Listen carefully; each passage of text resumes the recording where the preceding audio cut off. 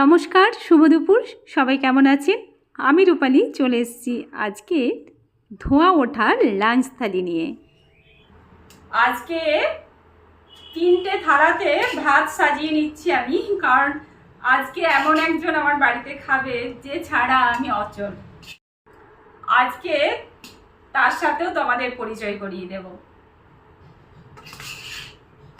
চলো, গরম ভাত নিয়ে নিচ্ছি, দেখলে একদম ধোঁয়া ওঠা ভাত নিচ্ছি, অল্প করে স্যালাড, আর একটা থালি তো আমি সাজিয়েছি দেখতে পেলে, আর বানিয়েছি নোটে শাক ভাজা, তার সাথে আছে করলা ভাজা। করলা ভাজা আর শাক ভাজার সাথে নিয়ে নিচ্ছি বরবটি আর আলু দিয়ে পোস্ত বানিয়েছি, সেটা একটু নিয়ে নিচ্ছে। আর মাছের ঝোল আছে পটল আর চন্দ্রমুখী আলু দিয়ে। রোজকার মতোই লাস্ট পাতে একটু আম। আজকের দুপুরের মেনু তোমাদের কেমন লাগলো অবশ্যই কমেন্টে জানিও।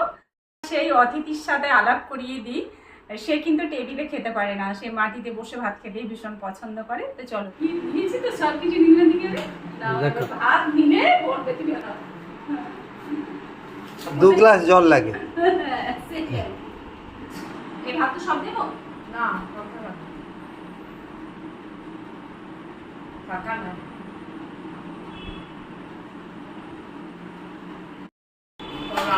ভালো হয়েছে। আরে আজকে একটু কোমরটা আবার ব্যথা করছিল গো, এই পোস্তটা বেশি ইয়ে হয়নি, কিন্তু তোমার একটু হয়ে গেছে নাকি? না না, ও ঠিক হয়েছে। ও নুন খায় বেশি।